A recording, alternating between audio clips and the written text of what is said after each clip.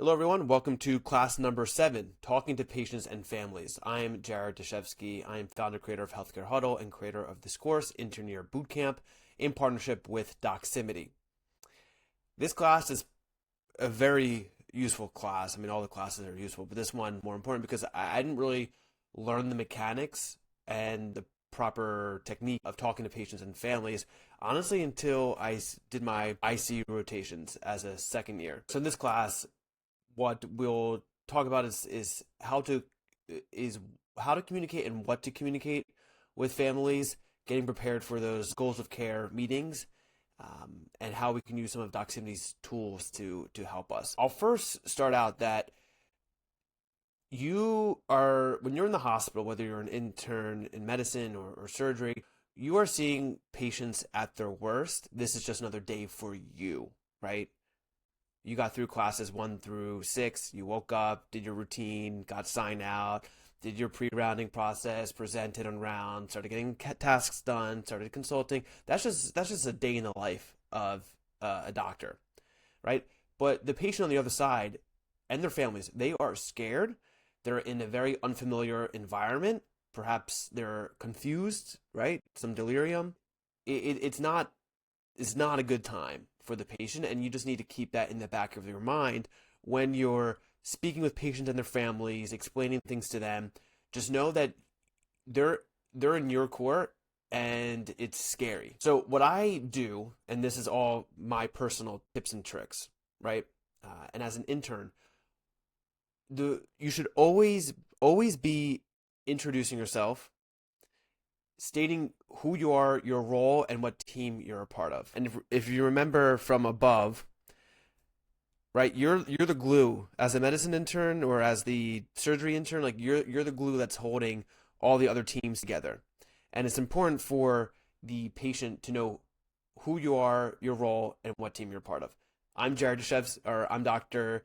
Dashevsky. I am the first year resident on the medicine team. I'm the one who's coordinating all of your care, and I'm your primary physician. Every time you walk into the room, no matter what, right, just keep reminding them.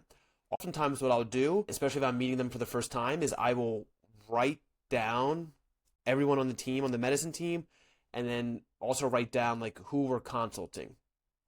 So I'll give them a piece of paper, try to make it as legible as possible, or I'll write on the whiteboard and I'll say Jared Dashevsky, PGY1, medicine, Todd Banks, PGY2, senior resident, blah, blah, blah, attending, consults, pulmonology, Dr. Smith, just to keep the patient oriented, right? And I think the more oriented a patient is, the more engaged they are with their care, the easier it will be, okay? So that's kind of just like basic stuff. It's just like intros and reorientation to the team.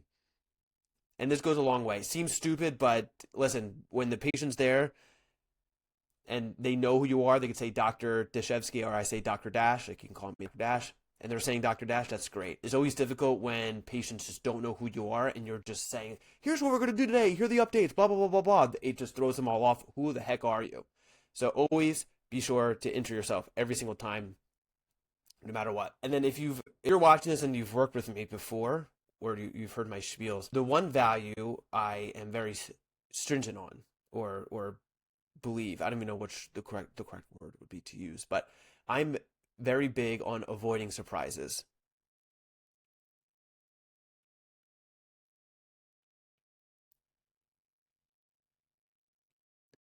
Surprise. And what do I mean by no surprises? Well, would you be surprised if I called you, so say you're a family member of a patient, and I called you on day 3, having not chatted with you yet. I'm saying, hi, I'm Dr. Dashevsky. I'm the senior resident on the team. We haven't met yet, but your father, who's been admitted for some kidney injury, his kidneys are failing, and now he's going to need dialysis. Say what? Or I call you and say, hey, your dad, his blood pressure is so low, we need to start him on pressors and get him to the ICU. What? He was fine 2 days ago, right? Surprises, surprises. I don't like surprises. Families don't like surprises, and patients don't like surprises. So what we do is we avoid surprises by being transparent and updating families and patients. Okay? You should not be hiding anything from patients and families because in the end, they'll always find out, and having to deal with that is much more burdensome than being transparent upfront and answering questions that they have. So transparent updates means could be as simple as no new changes stayed to the plan. Your loved one or you, the patient, you're getting better. Your labs are improving. I anticipate that you will be discharged in 24 to 48 hours. And that's also an important thing to mention is when is this patient leaving and where are they leaving? Like where are they going? Because if you drop the discharge word and a patient had no anticipation and wasn't anticipating leaving today, and you're saying you're going to be discharged today, sure, they may be happy, but they're going to be a little thrown off because maybe they need to get things in order in the house, have people show up to help them out. So transparent updates is one way to avoid surprises. Second thing is like how do I want to say this? Are you worried? As the primary team, are you worried? If you are worried that a patient is going to end up in the ICU or die, you need to let the family and patient know. And you got to let them know right away. Okay? If you, especially as you gain more experience as an intern and as a resident, if you have a fear or if you wouldn't be surprised, if you yourself wouldn't be surprised if you came back the next day and your patient was in the ICU or wasn't there any longer, that is a signal that you need to be updating or calling the family and having a discussion. Okay? Because if you have the discussion early, if you spoke with a family member and said, hey, your father, their oxygen requirement is going up, we can't get them off of the high flow nasal cannula, despite antibiotics, despite diuretics, I'm worried that he will need mechanical support for breathing, and we will need to intubate him, and he'll have to go to the intensive care unit. Very difficult to say. That's scary for you to say and for a family member to hear or for a patient to hear, but it helps prepare them. And you're basically, planting the seeds for what will inevitably happen. And it's much better to do that than to have a rapid response team called to intubate a patient, and then you're calling the family being like, hey, just an FYI, we had to intubate your father because he can no longer breathe. Okay? So no surprises. Avoid surprises. Get ahead of everything with transparent updates and asking yourself, are you worried? Am I worried as a primary team? And would I be surprised if a patient ended up in the ICU or was going to die? Okay? I think that's key. And then when it comes to family meetings,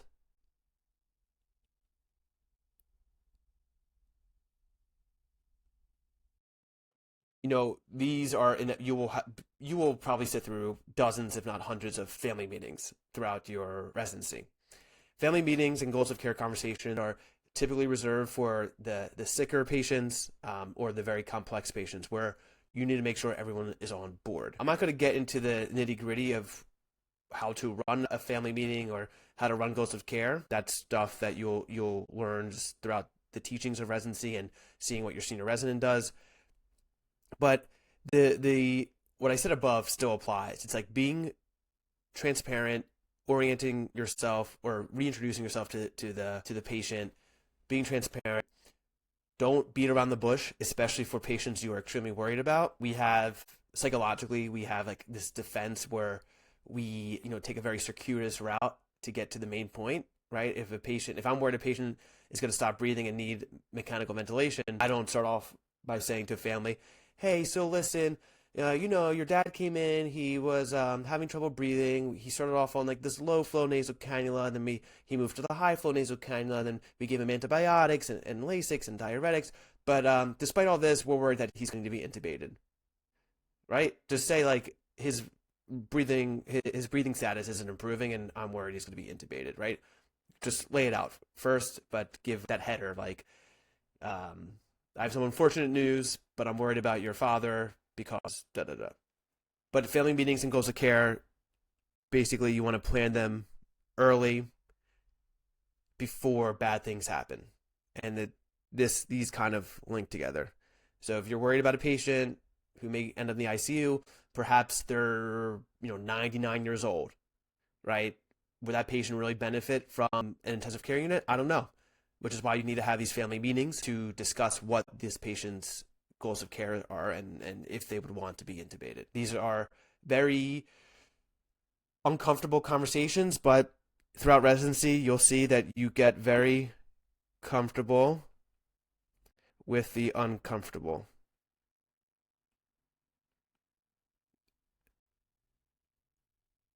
That's supposed to be a heart. It gets easier to deliver this type of news, but don't let the uncomfortability of having these conversations delay the conversations. You just got to bite the bullet and get it done. But taking a step back, we can use some of Doximity's tools to help us with talking to patients and their families. You can use the dialer feature to call patients' families, or to text patients and their families. And again, I showed you, I think two classes ago, how you can quickly enter a family member's phone number, text them updates, could be very short, very succinct, and allow like one-time replies. And this is easy, and this saves me so much time, right? If a patient's stable, no changes, I just text them. Hi, this is Dr. Dash, just letting you know your mother is doing better today, no changes to plan of care. Let me know if you'll be in later, right? So that's easy. If you really want to go above and beyond, you can have a longer version of updates that you give to a patient and their family members, right? So if you go back to my case study with John Smith, who was admitted for acute hypoxic respiratory failure from volume overload, you could say, provide for me a patient-friendly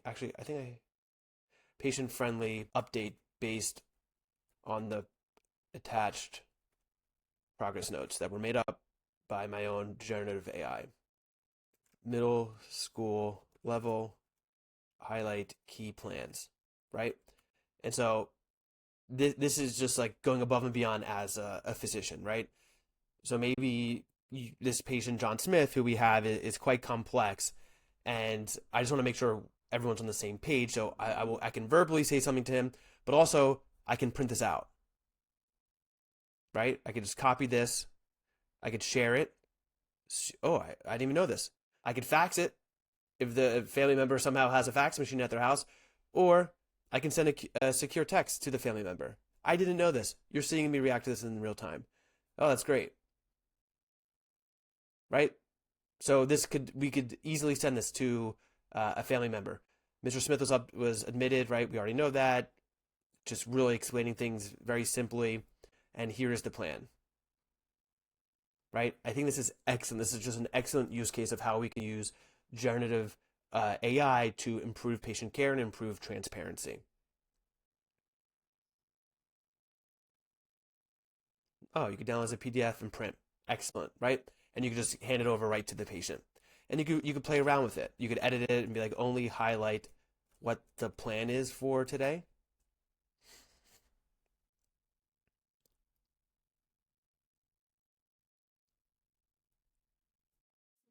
Great. And let's say he's not getting better. Mr. Smith isn't getting better. We are worried he'll end up in ICU requiring invasive mechanical ventilation. Can you help me outline a goals of care conversation? Keep it succinct.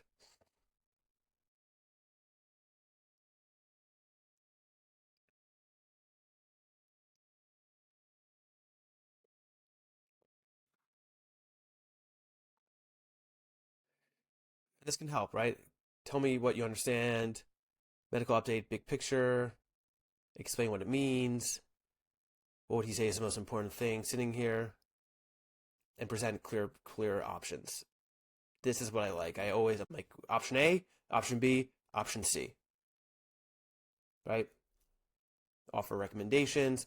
Given what you told me about him, I worry that intubation may lead to prolonged suffering without getting him back to the life he would find acceptable. Therefore, I would recommend taking option C, the comfort-focused approach. And even if you've been in goals of care conversations, family conversations, and you have your own outline, this just can help prime you for the conversation. Uh, and something else I'm thinking about right now as I'm filming this is maybe you can even like record the goals of care conversation, and you can create a template that, goals of care template based on the goals of care com- conversation between and patient, family, and team. Provide a, a comprehensive summary of what was discussed, recommendations, and plan. Right? And then you have that goals of care template that you can use if the family is okay with you recording the conversation. Um, and that's pretty much it for talking to patients and their families. I can't stress it enough, but just remember, you're seeing a patient and their families at the scariest time in their life, right? So make sure you're kind, you're cordial, you're introducing yourself, being transparent. I don't like surprises. You shouldn't like surprises. Families don't like surprises. And when it comes time for a family and goals of care meeting, leverage the tools you have at your disposal. Okay, so I'll see you in class 8. We're approaching the end, but I hope you're learning a bunch. These are all tips and tricks I would have liked to know.